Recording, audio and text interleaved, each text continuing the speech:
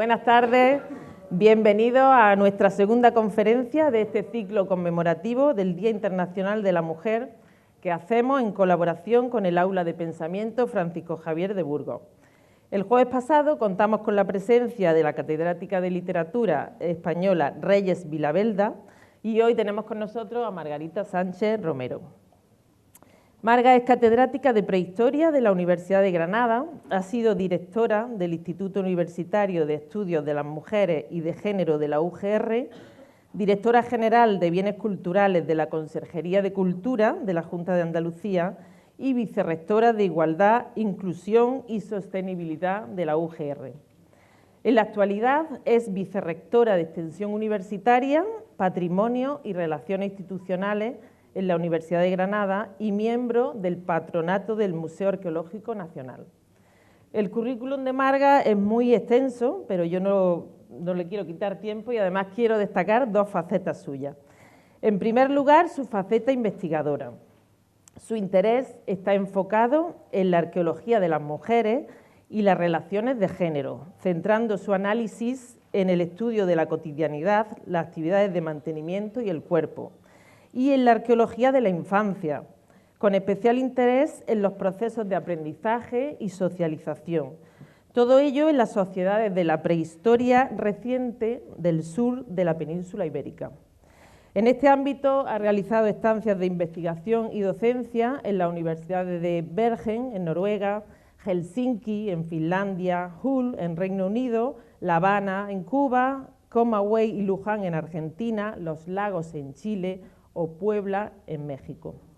Dirige el grupo de investigación Cultura Material e Identidad Social en la prehistoria reciente del sur de la península ibérica, cuyo trabajo está dedicado al estudio de aspectos como la dieta, movilidad, identidad, hibridación y resiliencia en las sociedades megalíticas. La segunda faceta que quiero destacar aquí de ella es su faceta divulgativa. En su trabajo de divulgación científica colabora activamente con la Unidad de Cultura Científica de la Universidad de Granada y ha participado en actividades como A Ciencia Cerca, Café con Ciencia o la Noche Europea de las Investigadoras, entre otras. Además, ha intervenido en programas de televisión y radio como el Radioscopio, Conciencia, Reporteros, Para Todos Lados o Tesis. Desde 2018 es socia de Hablando de Ciencia, que es una asociación de divulgación científica con el objetivo de acercar la ciencia y el pensamiento crítico a la sociedad. Junto con otras compañeras, profesoras y gestoras del patrimonio arqueológico, creó el proyecto Past Women, que es un sitio web cuyo objetivo es dotar de visibilidad a las líneas de investigación en arqueología vinculada al estudio de la cultura material de las mujeres, al tiempo que pretende proporcionar recursos actualizados desde las perspectivas feministas a todos los sectores involucrados en la divulgación histórica. Ha coordinado multitud de artículos en revistas y capítulos de libros de carácter nacional e internacional y organizado numerosos cursos y seminarios. Es colaboradora del programa de la 2 de Radio y Televisión Española, El Condensador de Flujo, y autora del libro que ya habéis visto, Prehistorias de Mujeres, que escribió en 2022 y que ya va por su 6ª edición. Entre sus premios y distinciones voy a destacar el Premio de Divulgación Feminista Carmen de Burgos de 2019, otorgado por la Delegación del Rector para la Igualdad y la Acción Social de la Universidad de Málaga y la Asociación de Estudios Históricos de la Mujer, y el Premio Granada Ciudad de la Ciencia y la Innovación, también de 2019, en la categoría Mujeres en la Ciencia de la Mesa de la Ciencia de Granada. En fin, me dejo muchas cosas en el tintero sobre su trabajo y su profesionalidad, pero no quiero quitarle tiempo porque nuestro deseo es escuchar todo lo que nos va a contar. Estamos muy contentos de que estés aquí. Quiero destacar también su predisposición a venir al Ateneo desde el primer momento que contacté con ella, y con lo cual reafirmo tu interés por la divulgación. Así que bienvenida a este espacio cultural, donde además del Ateneo y del Aula de Pensamiento, desarrolla de forma habitual su actividad el Cineclub Mediterráneo y por tanto este es un lugar imprescindible y de referencia en el ámbito cultural de la ciudad de Motril. Así que te recibimos con un cariñoso aplauso. Bueno, pues muy buenas tardes, muy buenas noches casi, ¿no? Yo estoy muy contenta de estar aquí. Quiero agradecer al Ateneo y al Aula de Pensamiento el que hayan contado conmigo para estar esta tarde aquí, para hablarles del libro, pero el libro es una excusa, porque yo de lo que vengo a hablarles sobre todo es de cómo hemos invisibilizado a las mujeres en la historia, específicamente en la prehistoria, y cómo eso pues no solo es una falsedad histórica, sino que además es una injusticia social. Y eso es lo que a mí me interesa, que el instrumento esta vez ha sido un libro, pero que podíamos haber utilizado otro instrumento. Y quiero de verdad agradecer especialmente a toda la gente que ha estado ahí, porque en el PEN no venía el PowerPoint, esto de que se desfragmenta, que los ordenadores no lo cogen, bueno, y han sido capaces de solucionarlo en nada. O sea, muchísimas gracias de verdad, porque les he dicho todo el rato que puedo darla sin el PowerPoint, que no os agobiéis, pero ya veréis que el PowerPoint tiene algunas imágenes que me gustaría que viésemos, porque son muy interesantes, ¿no?, a la hora de encontrarnos y de intentar explicar lo que yo quiero contaros esta tarde. Como he dicho, el libro es una excusa. Yo llevo mucho tiempo, pues desde finales de los años 90, yo leí la tesis en 1999, y desde finales de los años 90 yo estoy empeñada en conocer a las mujeres del pasado. Pero he de decir que no he sido un empeño que yo tuviera desde el primer momento cuando yo empecé a estudiar historia o arqueología. Yo hice una carrera de historia, de geografía e historia en ese momento, y a mí me hablaron de muy pocas mujeres. Isabel la Católica, bueno, las de siempre, ¿no? Pero yo no era consciente de que no me estaban hablando de mujeres. Yo siempre he tenido una cierta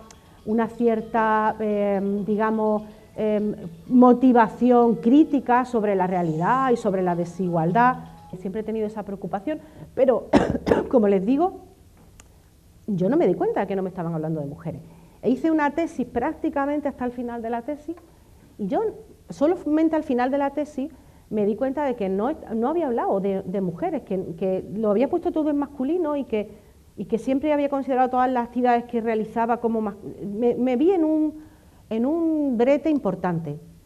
Y de hecho yo hice una tesis de una cosa sobre industria lítica, sobre todos los instrumentos de piedra que encontramos en los yacimientos arqueológicos, y cuando terminé la tesis, cuando leí la tesis, la cerré y empecé de nuevo, porque yo sabía que ese no era el camino que yo quería seguir, que el camino que yo quería seguir era el de intentar averiguar dónde estaban las mujeres y sobre todo por qué no estaban las mujeres en los discursos históricos, que podemos dar muchas razones, pero yo voy a intentar explicarles aquí unas cuantas y sobre todo cómo se habían construido esos discursos.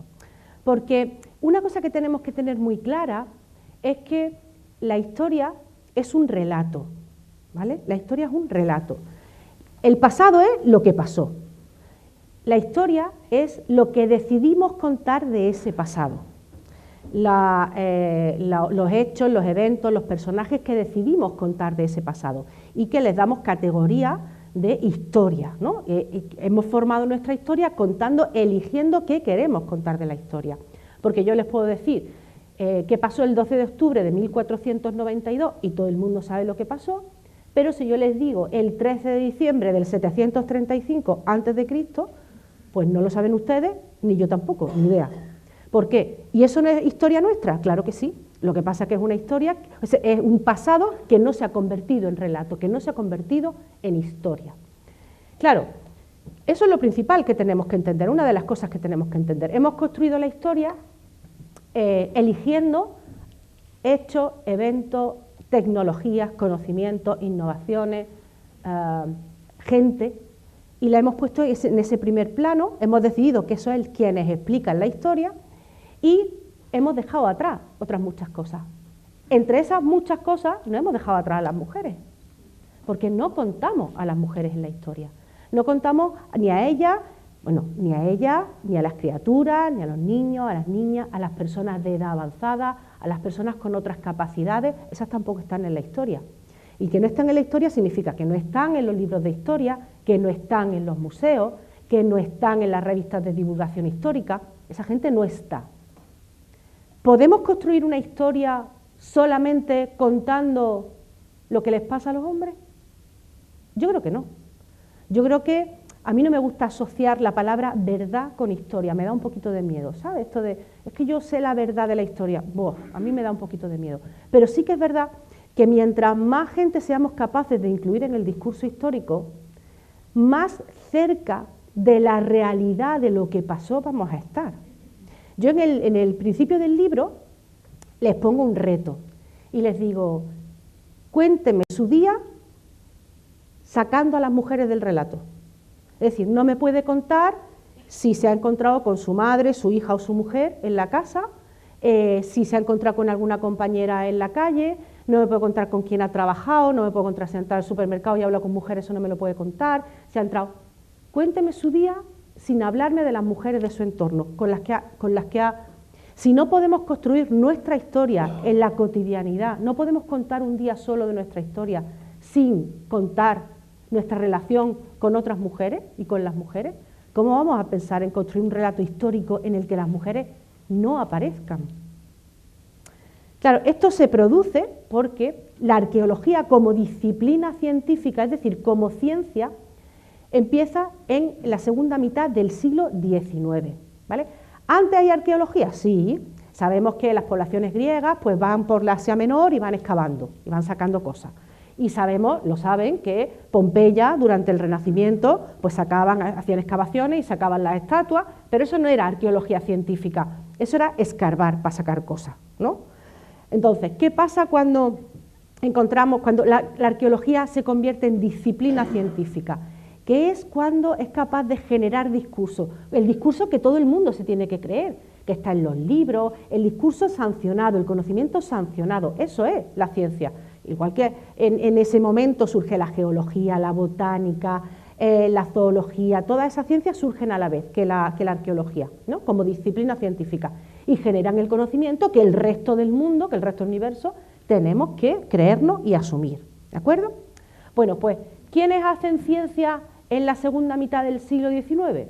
Los hombres. No todos los hombres de la élite intelectual y económica, porque tampoco todos los hombres tienen acceso al conocimiento, a la formación, no. Entonces, esos hombres, cuando miran a la prehistoria, lo que hacen es ver las cosas que a ellos les interesan.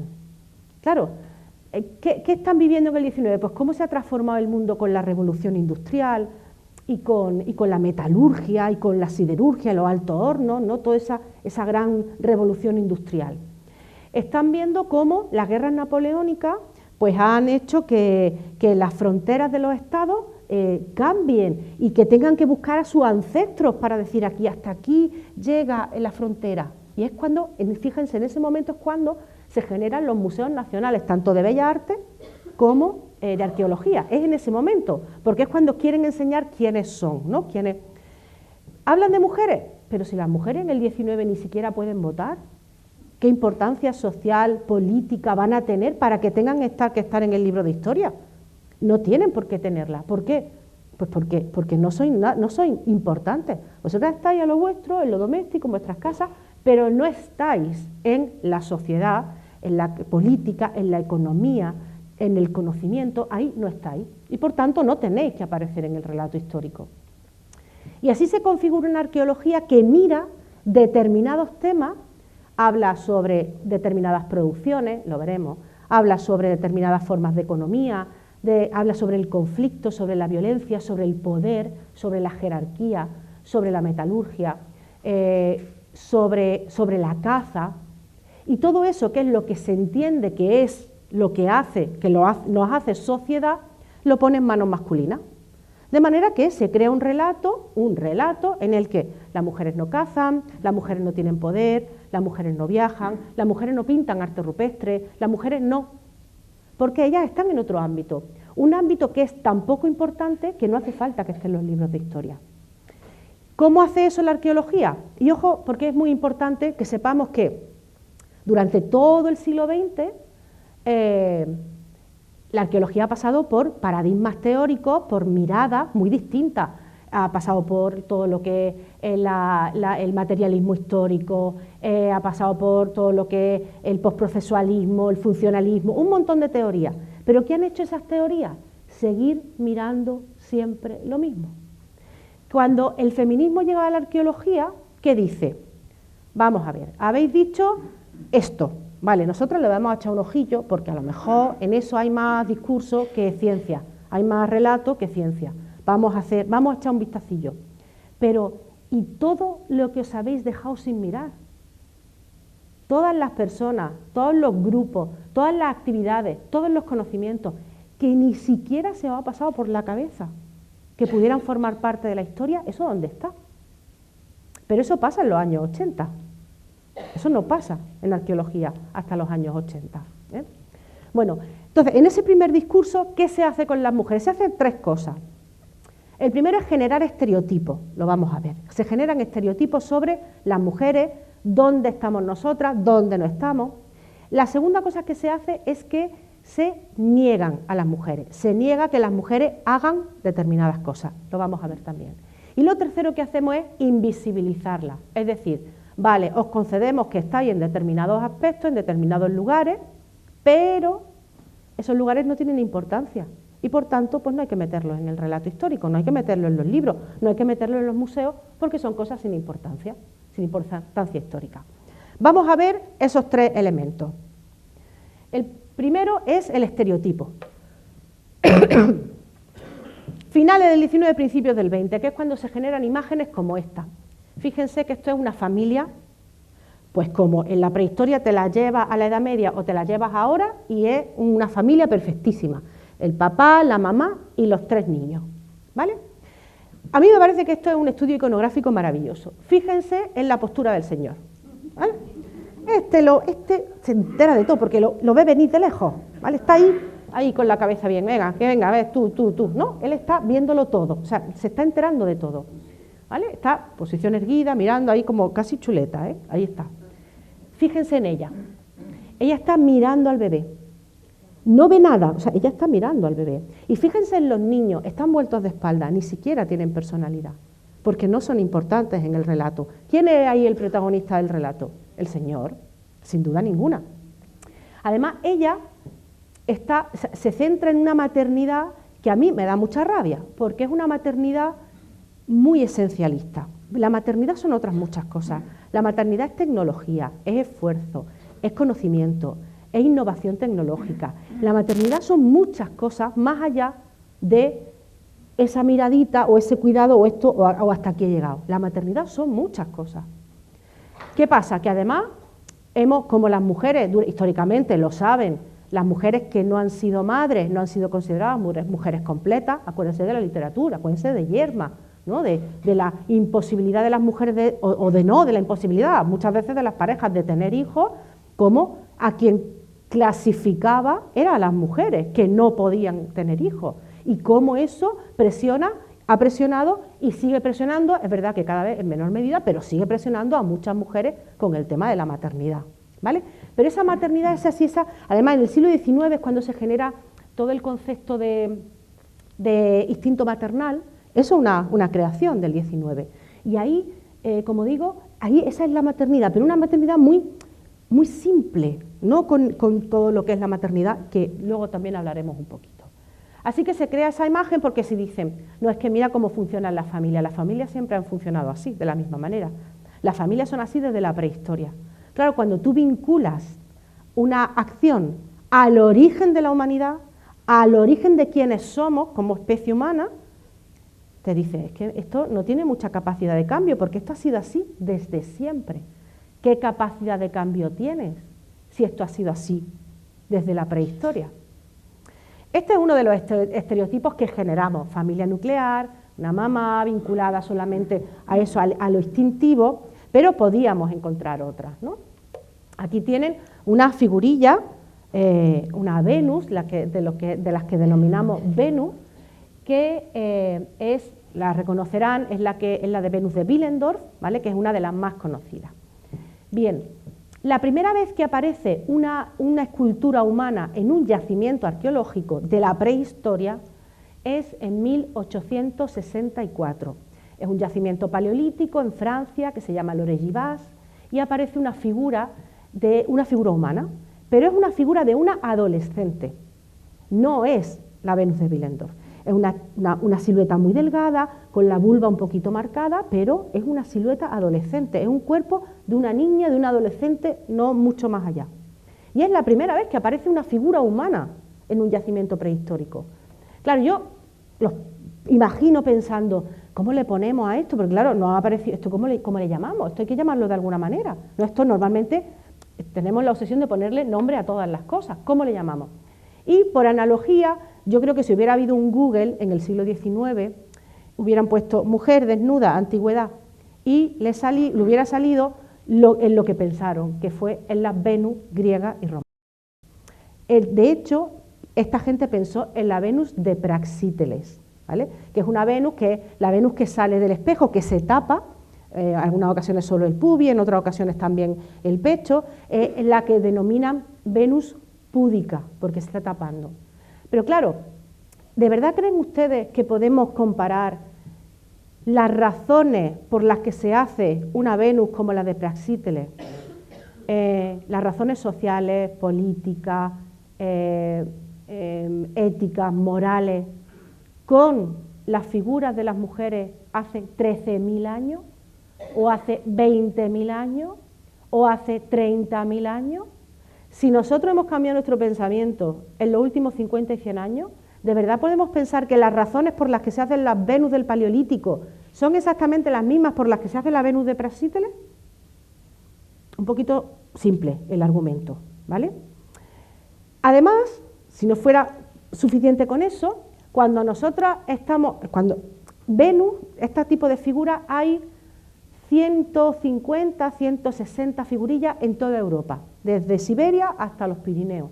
No hay más, son 100 y pico. Bueno, pues de esas 100 y pico hay mujeres adolescentes, hay mujeres embarazadas, hay mujeres con los rasgos sexuales marcados, hay mujeres ancianas. Están todas las mujeres, no es que solo se represente Venus como la de Willendorf. Y además están muy repartiditas. Me parece que hay un 17% de adolescentes, de cuerpos más jóvenes, un 24% de embarazadas, un 19% de mujeres mayores. O sea que están muy repartidas. No dicen, no es que hay una que no lo es. No, es que hay muchos. Hay mujeres que están peinadas, que tienen gorros, que están vestidas, que tienen adornos. Da igual, son todas Venus. Todas las podemos interpretar de la misma manera. No hace falta más explicación. Ya, pero es que esta es distinta. Da igual, son Venus.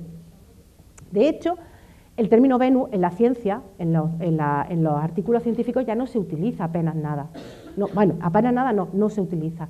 Pero si mañana apareciera, de hecho tengo ejemplos de 2019, del 2020, del 2021, en el que aparecen este tipo de figuras y en toda la prensa aparecen Venus. Y claro, cuando nosotros leemos en la prensa, aparece una Venus en el yacimiento de no sé qué, la que se nos viene es esta. Y las imágenes que se nos vienen son esas. De hecho, a la pobre de Lore Givas, esa figura adolescente, que tiene los brazos muy, muy pegaditos al cuerpo, casi no tiene brazos, como a la de Praxíteles la llaman púdica porque se tapa, a esta pobre la llamaron la Venus impúdica porque no se tapa. Claro, que la mujer que tampoco se puede tapar mucho más. Pero fijaros cómo...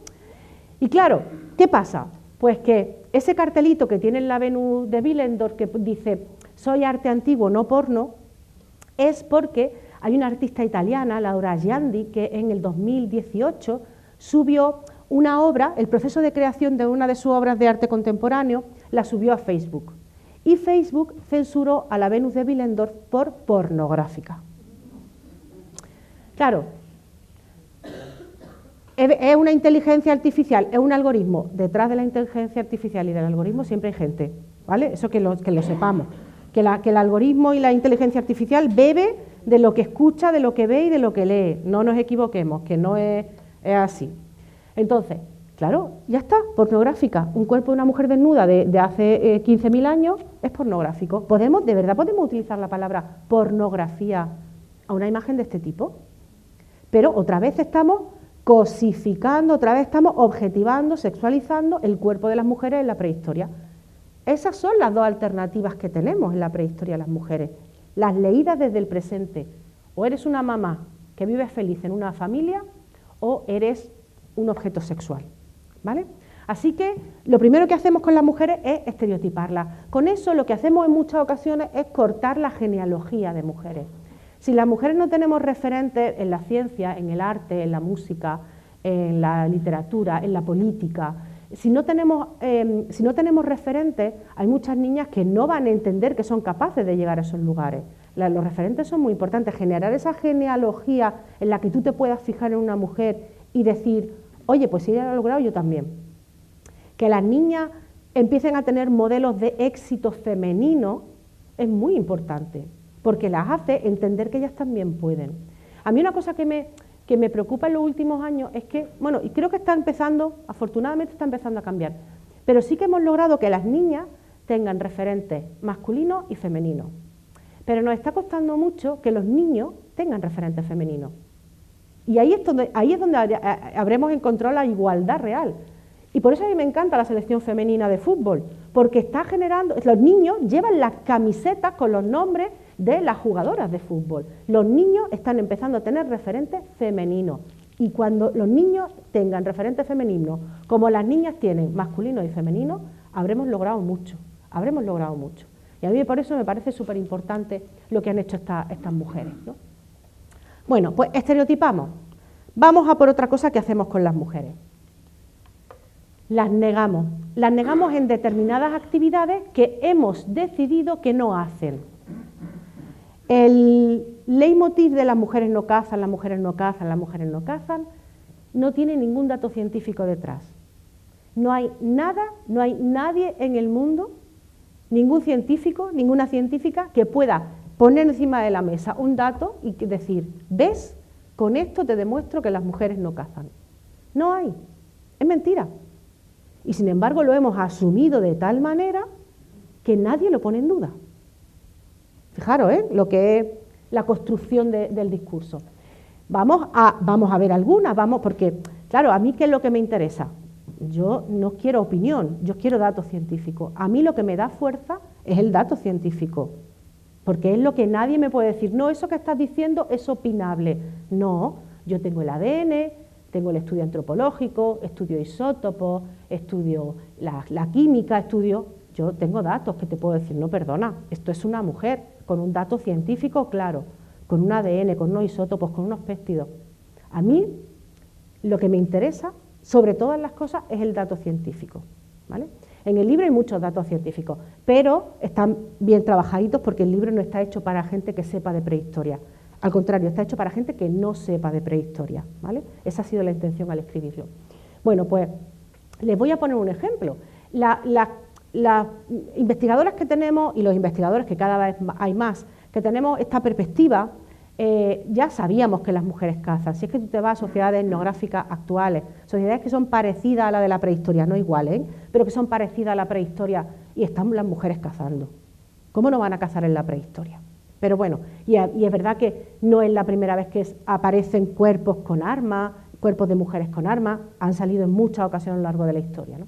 Pero digamos cuál es muchas veces lo que necesita es que la gotita de agua caiga justo en el momento en el que puede hacer una onda bien grande. Pues la gotita en este caso fue un descubrimiento que se hizo en un yacimiento en Perú, un yacimiento de hace 9.000 años que se llama Vilamaya Pachá, ¿vale? La historia es muy graciosa porque te cuentan los propios excavadores, los arqueólogos que estaban trabajando, te cuentan que estaban excavando, empezaron a excavar la sepultura y encuentran una sepultura con un cuerpo y armas para la caza, flechas, el propulsor, ese aparato que sirve para lanzar la flecha, se encuentra un carcaj con un montón de puntas, bueno, pues recogen y ellos mismos dicen, bueno, un cazador, y siguen excavando.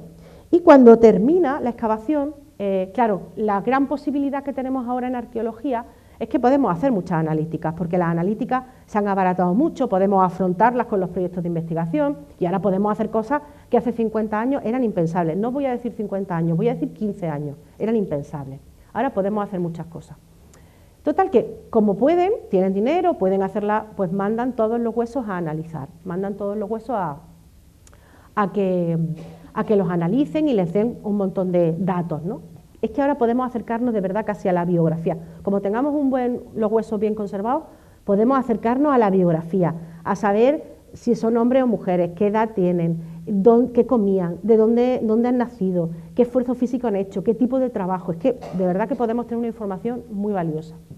Cuando volvieron esos resultados de la sepultura, ellos mismos te dicen, es que nos quedamos en shock, porque resulta que lo que nosotros habíamos dicho que era un cazador era una mujer. Y entonces ahí entra la clave de todo, porque es verdad que tenemos analíticas que ahora nos permiten saber esto, ¿vale? Pero la clave de todo es hacer preguntas distintas, porque ellos podían haber dicho, una cazadora no puede ser, esto ha pasado muchas veces en la historia, esto no puede ser, se han tenido que equivocar en el laboratorio, tú pones ahí que no, porque es que eso se han tenido que confundir, ha pasado, ha pasado.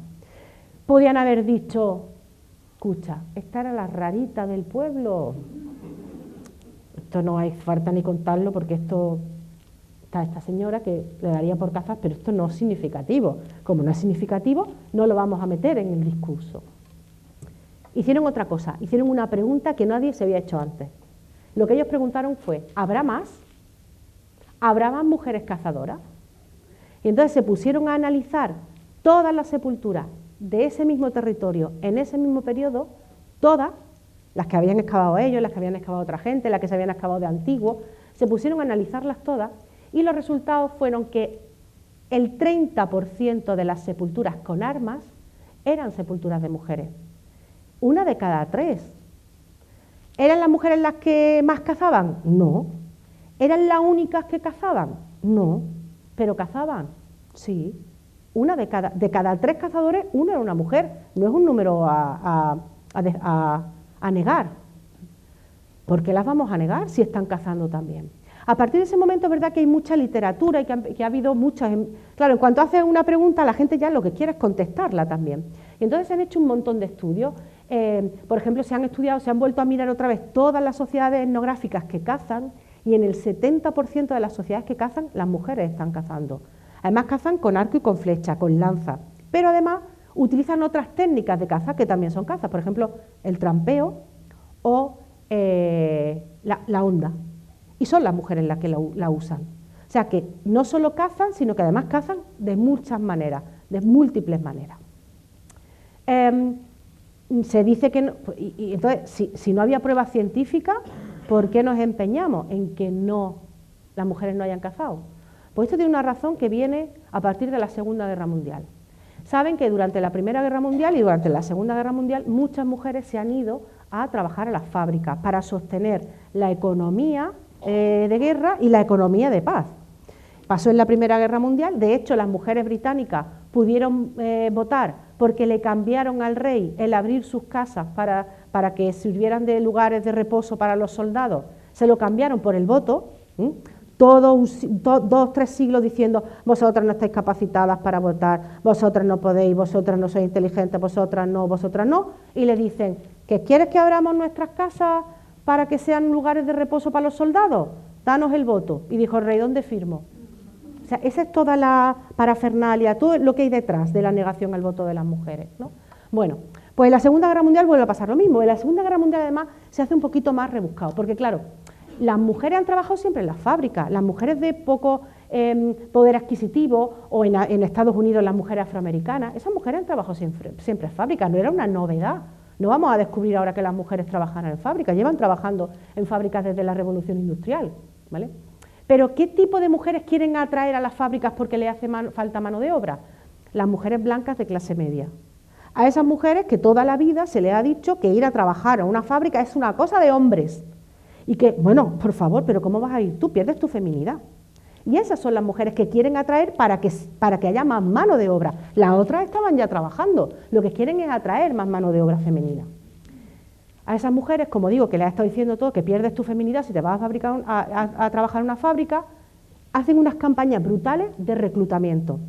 Hay documentales súper interesantes de actrices de Hollywood que se van a una fábrica, se ponen un mono y se recogen el pelo y dicen, tienes que venir a defender a tu país, porque además si te haces este moño que yo me he hecho, estarás muy guapa y no se te va a enredar el pelo en las máquinas. ¿Vale? O sea, acordaros la imagen esta que tenemos toda en la cabeza de Rosy la fresadora, ¿no? La señora con el pañuelo rojo que está así, ¿no? Y que se utiliza como icono muchas veces el 8 de marzo. esa señora es monísima, perdonadme, esa señora no viene de trabajar en una fábrica, esa señora viene con su labio pintado, bien guapetona, para que digamos, veis, que no os vaya a fear, que no pasa nada, podéis ir. Bueno, pues después de toda esa pom, cuando termina la Segunda Guerra Mundial y vuelven los hombres a sus trabajos, hay mujeres que están encantadas de irse a sus casas, pero hay otras mujeres que no, que dicen, ¿y yo por qué me voy a ir? Si yo he logrado trabajar además de camionera, de fontanera, de electricista, fabricando bombas, todo. ¿Por qué me voy a ir yo? Y entonces lo que dicen es, vamos a hacerles creer a estas que hasta ahora esto estaba equivocado, que ha sido un paréntesis. Y empiezan a hablar de la mujer en casa, de lo doméstico, de la mítica y de la mística de lo doméstico, y desde la arqueología también se apoya.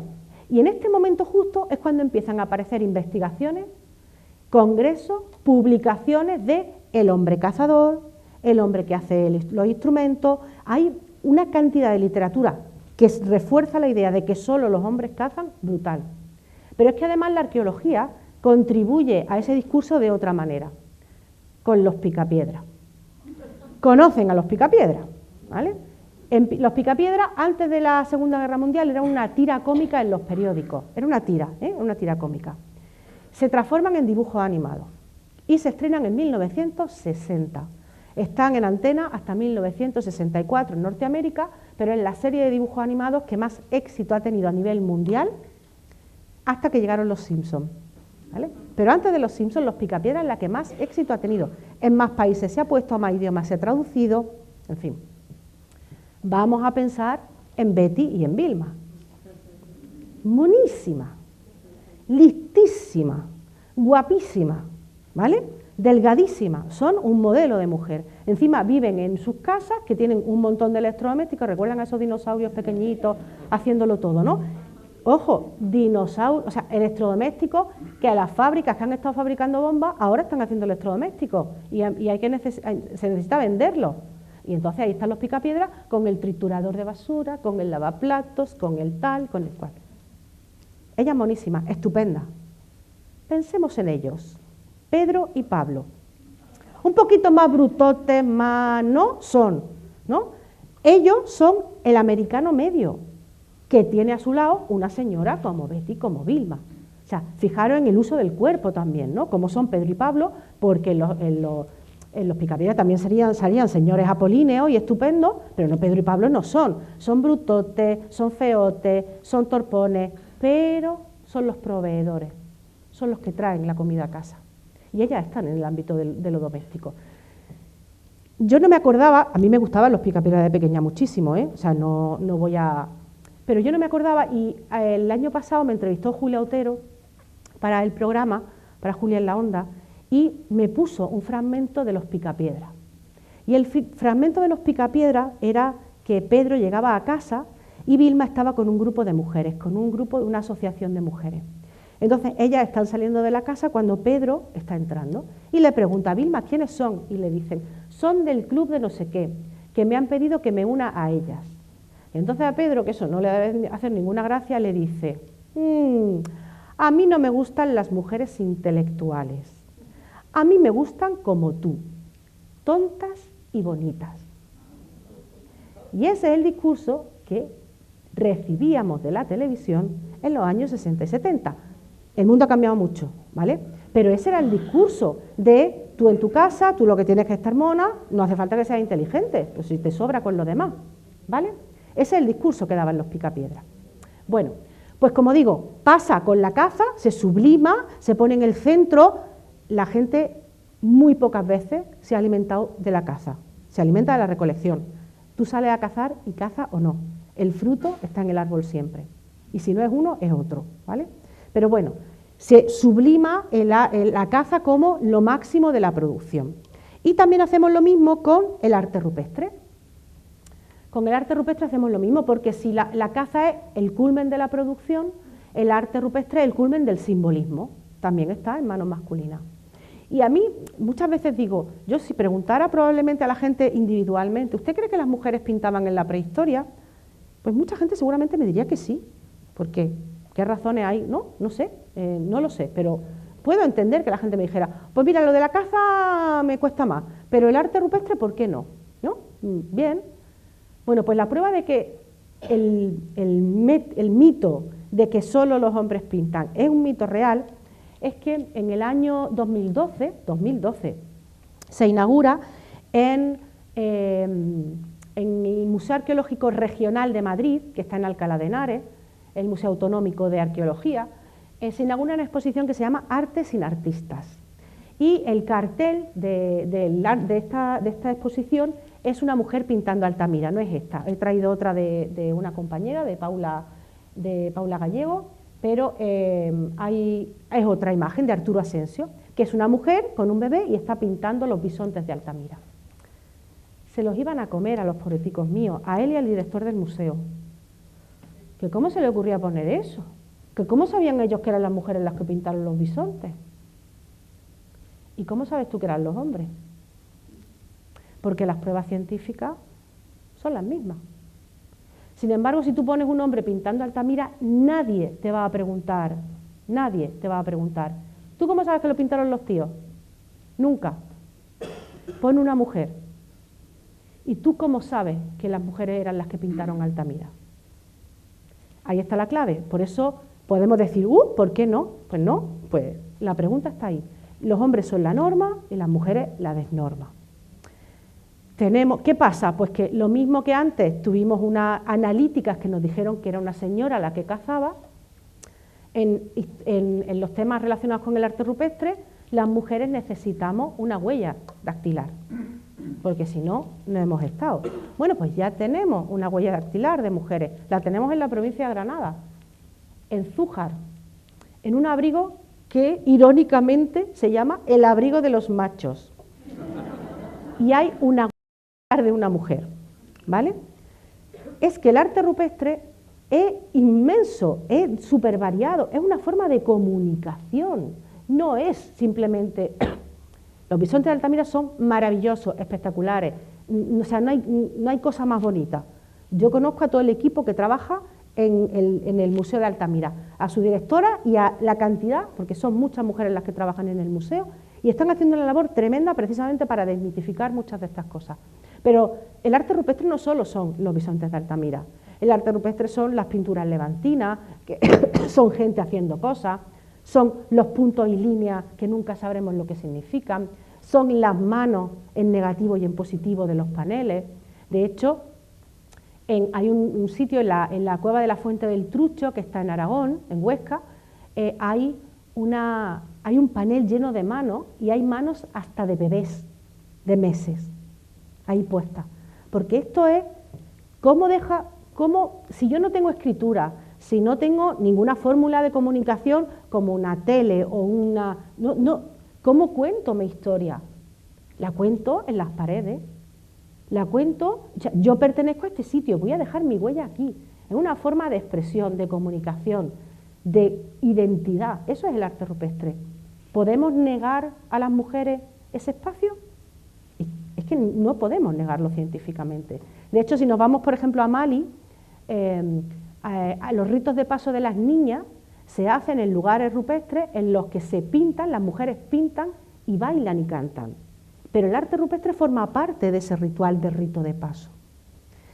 Podíamos hablar de guerra y de violencia y de mujeres que están en el primer plano de la batalla, podíamos hablar de viajes, podíamos hablar de poder, pero seguiríamos estando en las mismas dinámicas. Es decir, las mujeres, todos en esos espacios en los que las mujeres no han estado, la ciencia nos está poniendo en esos espacios. Eso hace a las mujeres, bueno, ya estáis en el club de los que cazáis, ya sois importantes. Bueno, a ver, hemos demostrado que estamos ahí también. Pero es que las mujeres, a lo largo de la historia, han realizado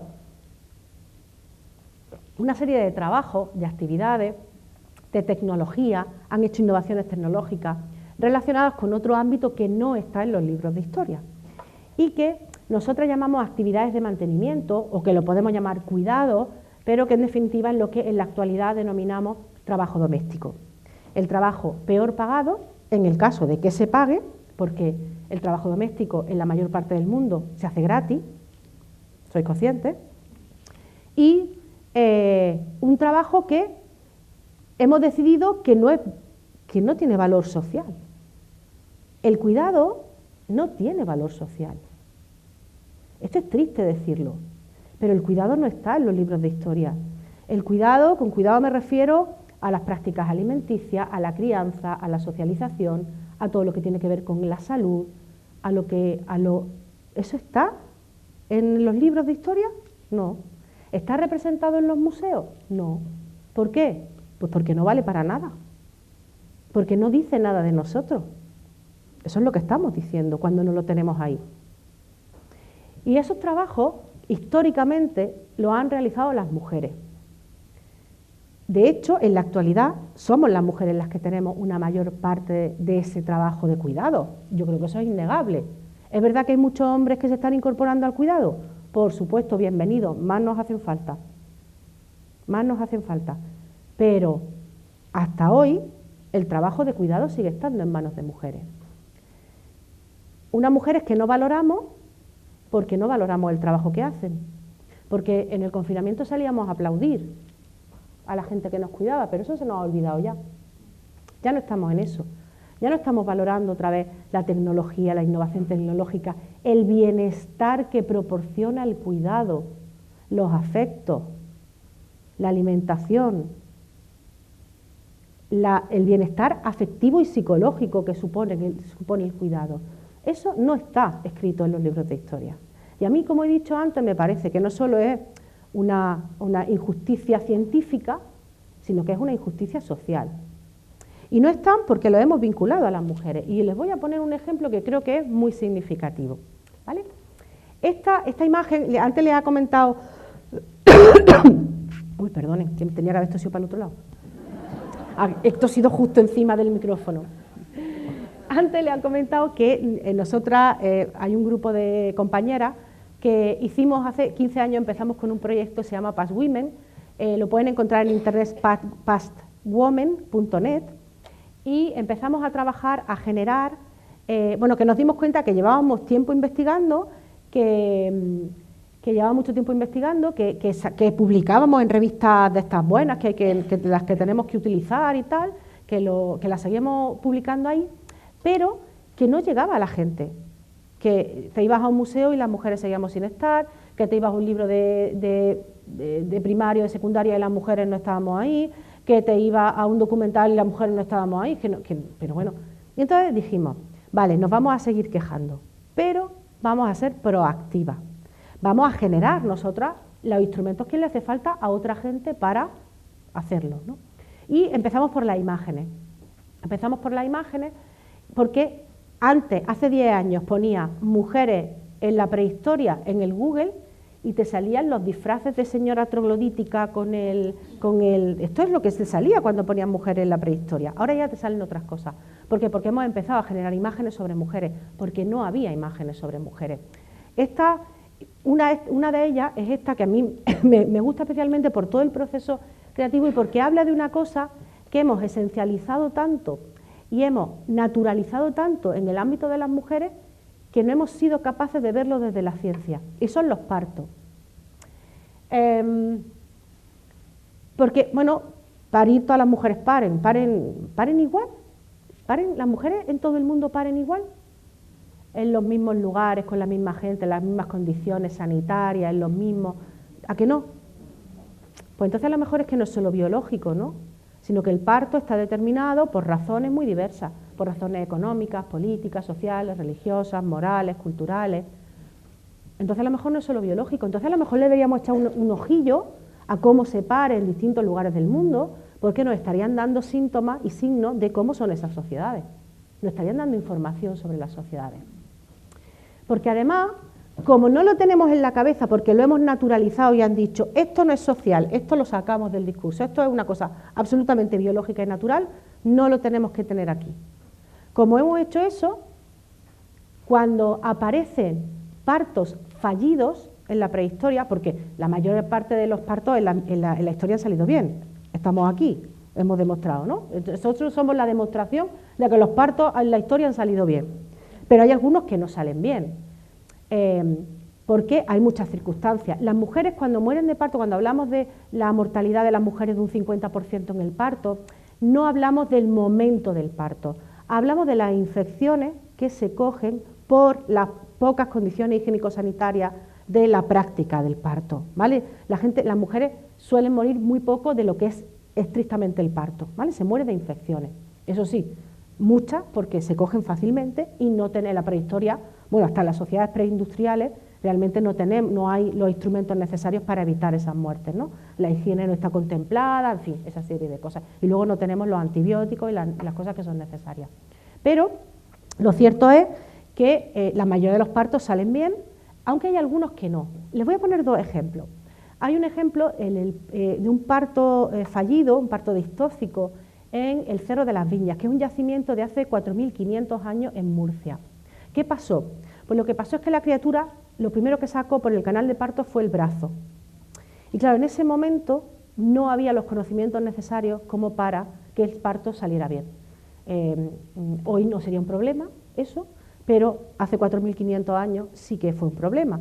El niño murió por paro cardíaco, el niño o la niña, no lo sabemos, murió por paro cardíaco y la mujer por desangramiento. Pues eso es en el 2500 antes de Cristo.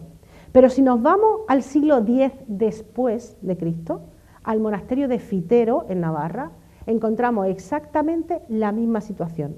Una mujer que muere durante el parto porque el bebé ha sacado la manita en primer lugar y no tiene solución.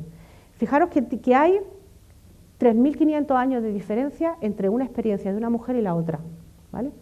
Son situaciones distintas, sociales, políticas, económicas distintas, los lugares son distintos, el momento histórico es distinto, pero la experiencia es igual de brutal, porque haga 3.000 o 4.500 años no se deja de pasar un duelo por la muerte de un hijo o una hija, ¿no? Bueno, pues de eso nos quedan evidencias, porque nos quedan los huesecitos. Hemos naturalizado tanto el parto que a mí me dicen compañeras que se dedican a la antropología física, me dicen: Marga, las bolsas en las que metemos los huesos de animales en las excavaciones arqueológicas tienen que estar llenas de fetos y de neonatos, porque como no hemos pensado que eso se pudiera estar dando, no lo hemos visto. Yo ahora que excavo mucho megalitismo, como ha dicho Isabel, yo me dedico a excavar necrópolis megalíticas, que son sepulturas comunales con mucha gente. Yo ya no excavo si no tengo al lado gente especialista en antropología física, porque perdemos mucha información. Pero yo, a lo largo de mi carrera, he excavado muchas sepulturas, argáricas, la del bronce, yo he excavado muchas sepulturas. Yo sabía perfectamente, yo sé perfectamente el esqueleto humano, tengo mucha experiencia en excavaciones, sé dónde está la pelvis, pero es probable, y como a mí le ha pasado a muchísima gente, que si tú te encuentras un huesecillo que no cuadra con lo que tiene con el esqueleto, diga, esto sería un conejillo que se metió o algo así. O sea, fijaros, la ceguera ante el parto ha hecho que científicamente seamos incapaces de verlo en muchas ocasiones. Y eso es muy grave, que un sesgo nos esté cambiando el acercamiento científico es serio. Pero les voy a hablar de esta imagen. Como digo, esta es una imagen que se produce en el ámbito de Past Women, que es este grupo que trabajamos desde esta perspectiva. Y para que vean cómo generamos estas imágenes, que no es decir, pon un parto y ya está, da igual, lo que sea, no. Está llena de conocimiento científico. Por una parte, la dibujante es Carmen Ruiz Rumor, que es una señora que hace dibujos para videojuegos, hace dibujos para las revistas de divulgación histórica más importantes del país. Es una fenómena, Carmen. La segunda pata es mis compañeras del Instituto de Arqueología Íbera de Jaén, que llevan muchos años estudiando temas de mujeres en el mundo íbero y que conocen muy bien pues, toda la cultura material y la sociedad en la que se desarrolla el parto. Y la tercera pata es otra componente de Past Women que se llama Pachuca de Miguel, que es profesora en la Universidad de Alicante, ella es doctora en antropología, profesora en la Universidad de Alicante, pero que es profesora asociada, porque su trabajo cotidiano de todos los días es ser matrona en el Hospital de Alcoy. ¿Vale? Es una de las matronas que hay en el Hospital de Alcoy. Y entre las tres patitas, estas se ponen a hacer el dibujo. Y el primer dibujo que manda Carmen es muy distinto a este. ¿Por qué? Porque hay mucha, por ejemplo, en la cabecita del niño había mucha sangre. Y entonces dice Pachuca, si estáis representando un parto normal, sin problema, ahí no tiene que haber sangre, en ese momento no tiene que haber sangre. Anterior y posterior sí, en ese momento no hay sangre en el parto. O sea que eliminarle la sangre. Cosas tan peregrinas como que la vasija cerámica que tienen delante, que tiene agua, echaba humo. Y dijeron, que vaya a cocer al niño cuando lo saquéis, ¿no? Porque está echando un humo. O la llamarada que tenía el hogar, decían, madre mía, es que se va a estar en una sauna, ¿no? O la había pintado desnuda a la parturienta. Y le dijo Pachuca, no, porque durante el parto hay muchas bajadas y subidas de temperatura y tiene que tener algo mínimo que la cubra. Fácil para que el niño se lo pongan encima, pero no puede ir completamente desnuda. Cosas como la barriga, mis compañeros decían, esa cerámica en la decoración tiene que ir de esta manera, hay que poner una granada en la repisa del fondo, porque la granada es el símbolo de la maternidad en el mundo íbero. Hay un esboto, una figurita también en la estantería del fondo, que es una mujer con un bebé, representa la maternidad. Esa imagen está cargada de conocimiento científico por todas las partes que tú te quieras poner, ¿vale? En todas las partes de conocimiento científico.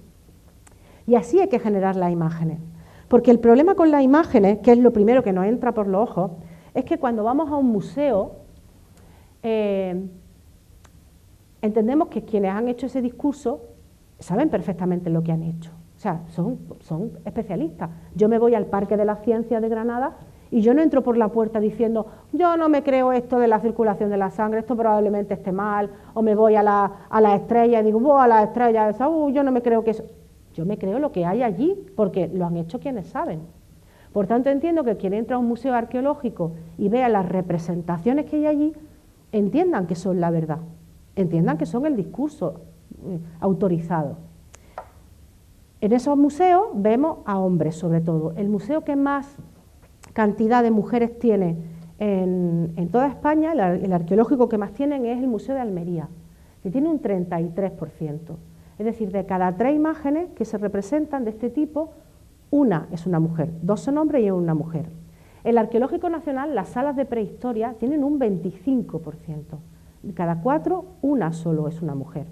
Es verdad que las mujeres del arqueológico están haciendo cosas, hay una cazadora, hay una neandertal, son mujeres que están activas, porque tampoco me vale que ponga 50 mujeres que estén ahí mirando al infinito, eso tampoco me vale, ¿vale? Pero te vas al Museo de Oviedo, al de Asturias, y hay un 11%. De cada 10 figuras humanas, solo una y un poquito es una mujer. O el de Bilbao, un 20%. O sea, todos por debajo del 33%. ¿Y qué problema hay? Mira que te empeñas. Pues ¿qué más da? Pues si no hay mujeres, tampoco, ¿no? Pues cuando un niño entra a ese museo y una niña entra a ese museo, sus percepciones van a ser muy distintas. Porque el niño no se va a ver él, porque tampoco representamos niños y niñas en los museos, ¿no? Pero el niño va a ver a alguien que se parece a su padre, a su tío, a su abuelo. Es decir, va a ver un hombre cazando, pescando, cultivando, con el arao, en la metalurgia, en la guerra, pintando. Y va a ver a lo mejor una mujer sentadita allí en la puerta de la casa, con un bebé en brazos, y eso es lo que va a conocer de las mujeres. Claro, yo entiendo que un niño diga, ¿ves? Si es que hemos sido los hombres los que hemos montado esta sociedad, los que hemos hecho las cosas. Vosotras no estáis ahí, si no estáis ahí será porque no habéis hecho nada. Y una niña que se pasee por el museo, o una mujer que se pasee por ese museo dirá, pues será que es verdad que nosotras no hemos hecho gran cosa en la historia, porque si hubiéramos hecho gran cosa estaríamos ahí. Y eso es muy peligroso, eso es muy peligroso. Nosotras estamos trabajando con muchos museos y tenemos mucha gente de museos vinculada a lo que hacemos. Y es verdad que están empezando a cambiar los discursos. Ahora mismo se está montando el museo que está vinculado a los dólmenes de Antequera y ahí hay una conciencia clara de que ahí tienen que ir 50-50 o 55-45. No hay que contarlo, pero sí que demos una imagen distinta. Con esto que le he contado, lo que quiero poner de manifiesto es que esa invisibilidad de las mujeres no es, aunque parezca una obviedad, porque nosotras no estábamos allí. Es simplemente que no se nos ha querido mirar, porque las desigualdades que seguimos teniendo en el presente se basan en esas desigualdades que hemos querido ver en el pasado. Porque si las desigualdades existen en el pasado, ¿para qué las vas a cambiar en el presente si es que forma parte de lo que somos? A mí me gustaría terminar diciendo que la desigualdad de cualquier forma y manera, la desigualdad de género, la desigualdad social, son opciones históricas. Las sociedades no estamos obligadas a generar desigualdad. La mayor parte de la humanidad hemos sido sociedades igualitarias. Durante gran parte de nuestra historia, durante la mayor parte de nuestra historia, durante el Paleolítico, las sociedades eran mucho más igualitarias que lo que somos en la actualidad. Ese cambio a la desigualdad es una opción histórica, es una opción política, pero no es la única opción que tenemos. De hecho, hay sociedades en la actualidad cada vez menos, porque cada vez los contactos son más y por tanto se pervierte más, pero hay sociedades en la actualidad que son muy igualitarias y que se resisten a ser de otra manera. Y eso debería servirnos de explicación también ahora, que la guerra no es la única opción, que la desigualdad no es la única opción, que tenemos otras formas de construir sociedades y que muchas de esas cosas nos las encontramos en la prehistoria. Muchísimas gracias.